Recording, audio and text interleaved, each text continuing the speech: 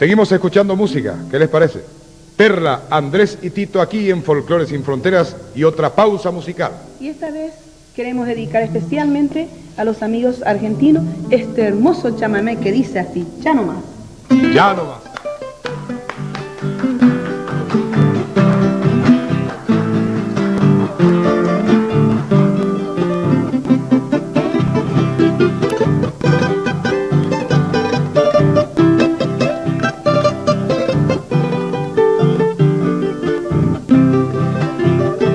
Disipando ya la ausencia que tu querer me ha dejado, hoy triste y abandonado, lloro tu vida tan mal, pero sé que volverás un día al caer la tarde, entonces con fe y donaire sabrás que no te olvidé.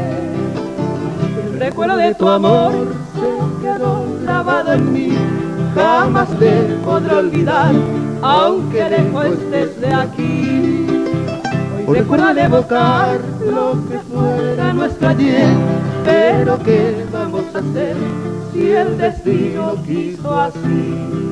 Eso es.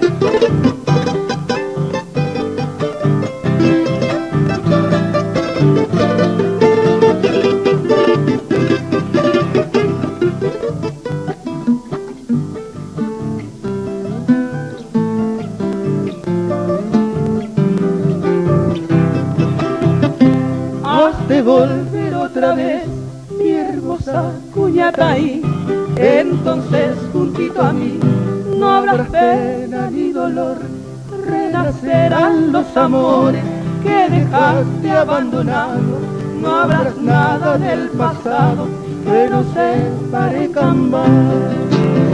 Un recuerdo de evocar se quedó grabado en mí, jamás te podré olvidar, aunque lejos estés de aquí.